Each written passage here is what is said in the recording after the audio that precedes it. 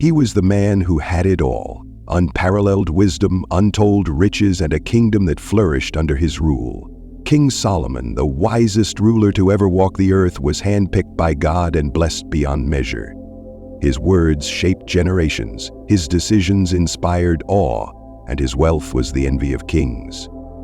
But how did a man so favored by God end his life in despair? How did the king who built the grandest temple for the Lord turn to idols? And why, after a lifetime of wisdom, did Solomon look back and say, "Everything is meaningless"?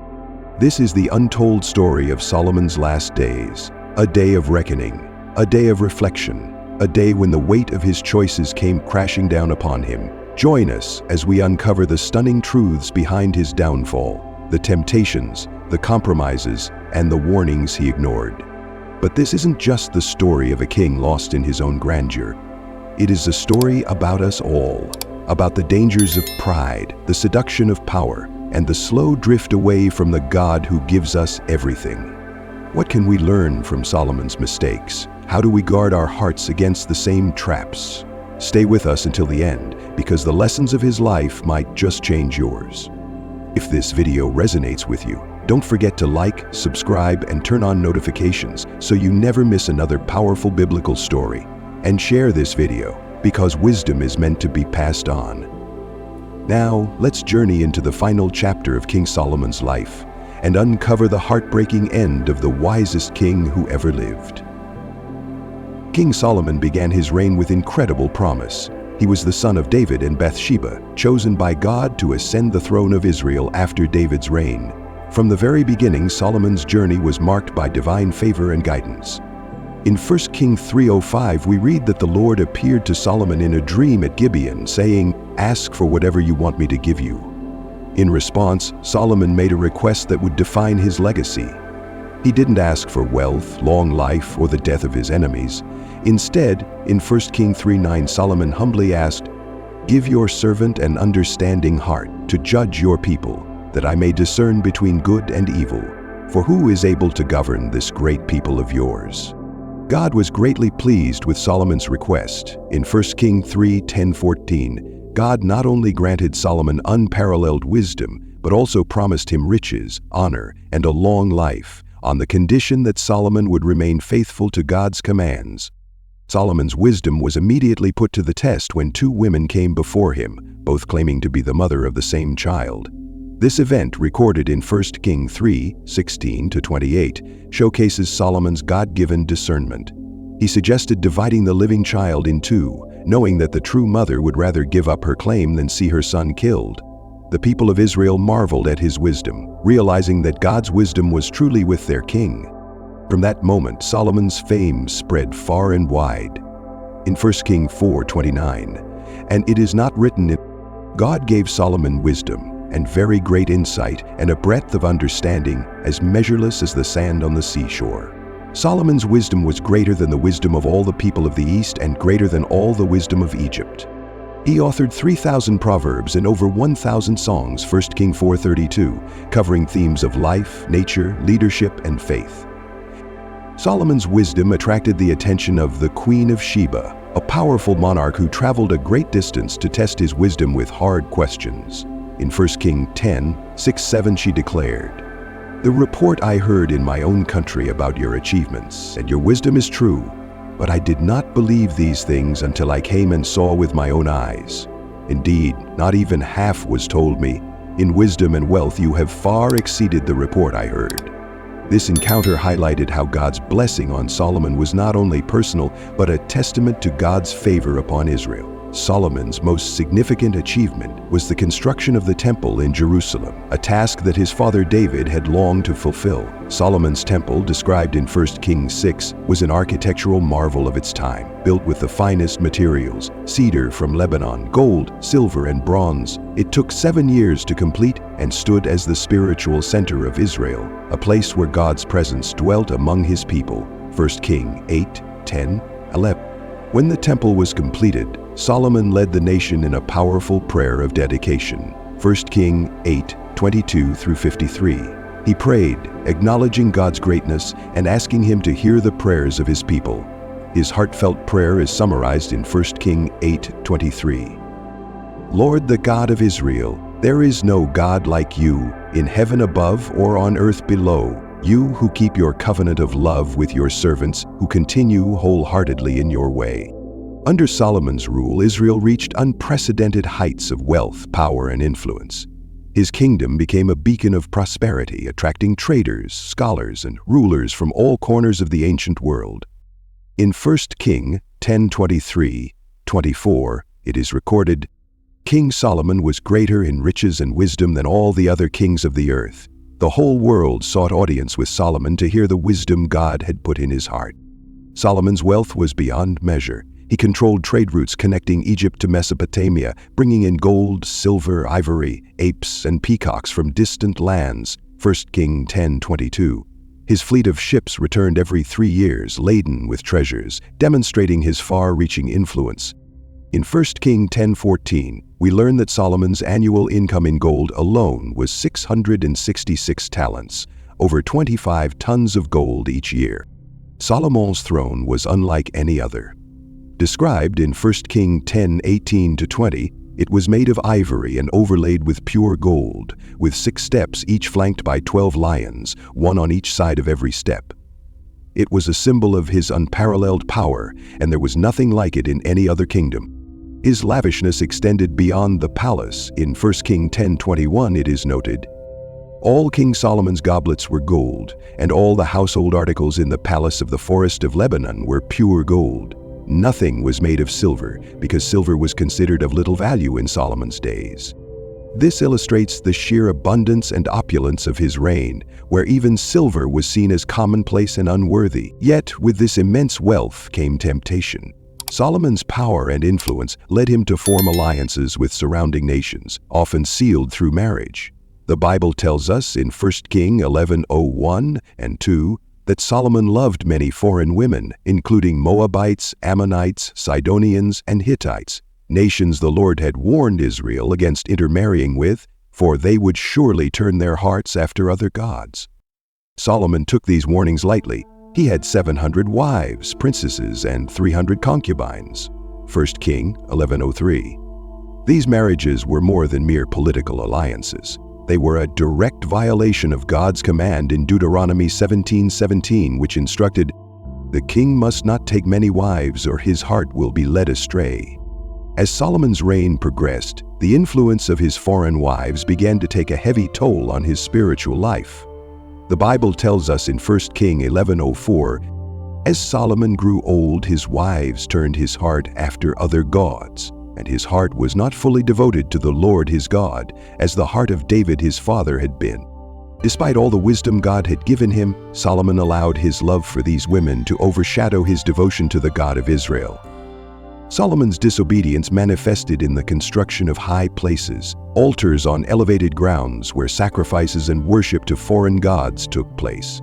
He built altars for Ashtoreth, the goddess of the Sidonians, a deity associated with fertility and sensuality, directly opposing the holiness of God. 1 King 11 verse 5.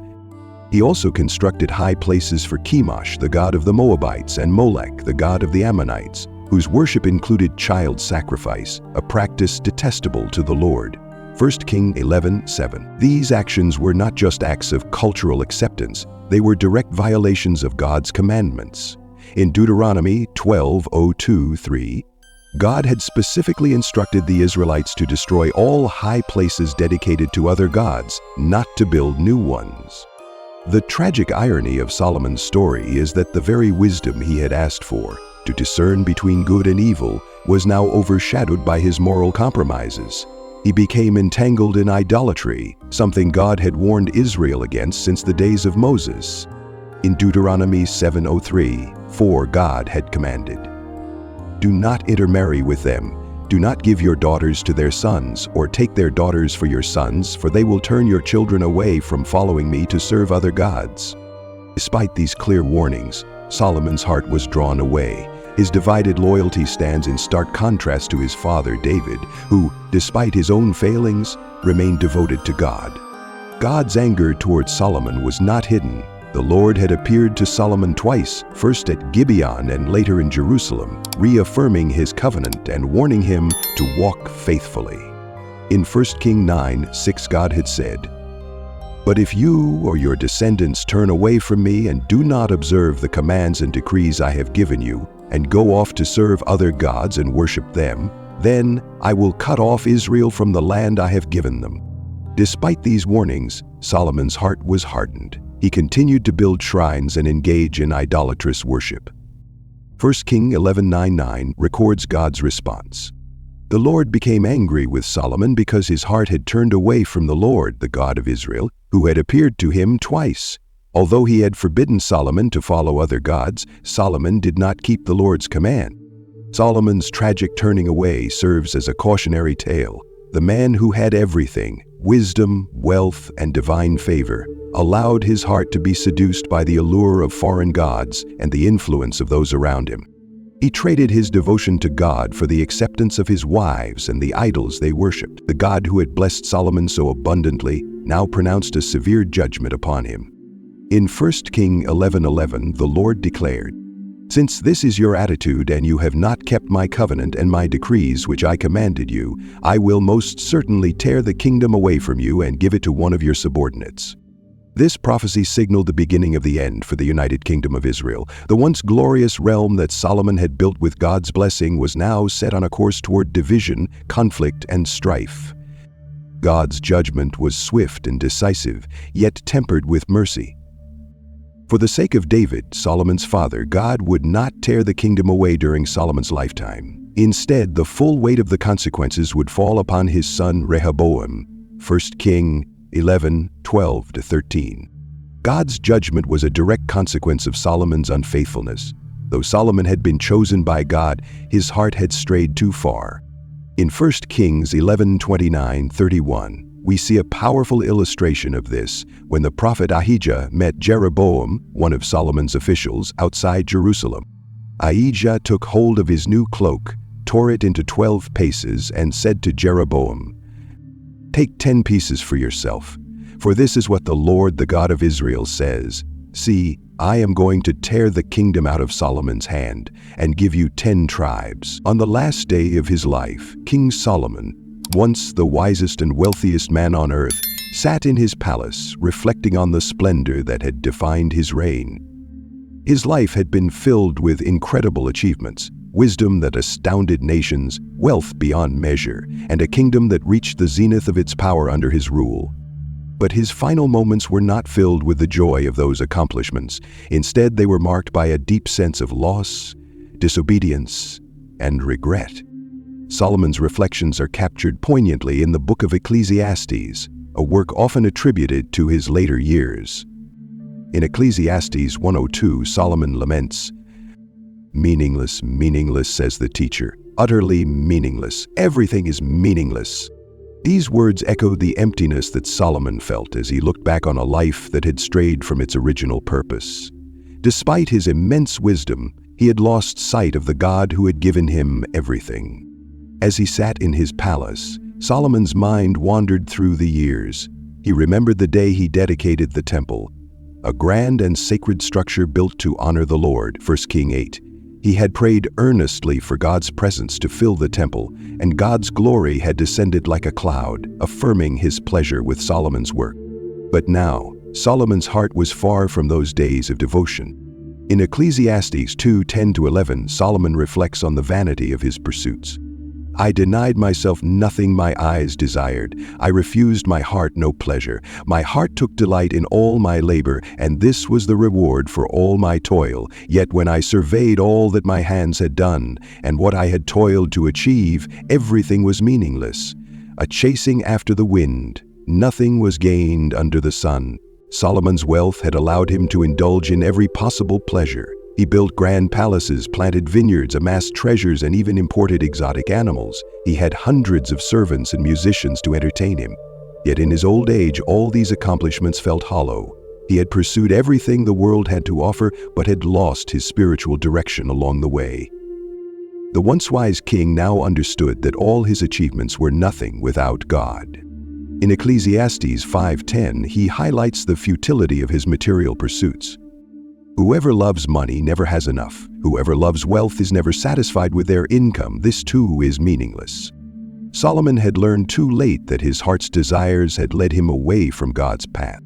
In his younger years, Solomon had a close relationship with God. He had built the temple as a symbol of God's presence among his people. But over time, his many foreign marriages, alliances, and compromises with idolatry had distanced him from the Lord. He had forsaken his first love, the God of his youth, who had appeared to him in dreams and granted him unparalleled wisdom. Solomon's writings reveal a man who had experienced the highs and lows of life.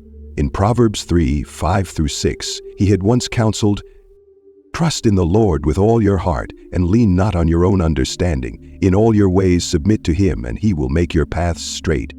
Yet he had failed to follow his own wisdom. In his pursuit of earthly pleasures, he had leaned on his own understanding and strayed from God's straight path.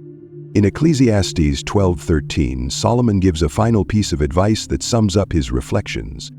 "Now all has been heard. Here is the conclusion of the matter. Fear God and keep his commandments, for this is the duty of all mankind." These words, written at the end of his life, capture the essence of what Solomon had come to realize, that obedience to God is the only true path to fulfillment. As the sun set on Solomon's life, so too did the glory he once knew. A man gifted with unparalleled wisdom, wealth, and power had discovered, too late, that without a heart devoted to God, all of it was meaningless. In his final reflections, Solomon understood a truth that echoes through time. Earthly pursuits fade, but a life centered on God endures. In Ecclesiastes 7:29, he lamented, "This only I have found, God created mankind upright, but they have gone in search of many schemes." Solomon, the wisest man of his generation, fell victim to the very temptations he once warned against. His story stands as a sobering reminder that even the greatest among us can be led astray when we allow our hearts to drift from God. But his mistakes don't have to be ours. His final words are a gift, an invitation to choose a different path. A path not built on fleeting wealth or passing pleasures, but on faith, obedience, and a deep, unwavering devotion to the Lord. What part of Solomon's journey spoke to you the most? His wisdom, his downfall, his final realization? Share your thoughts in the comments. We would love to hear from you.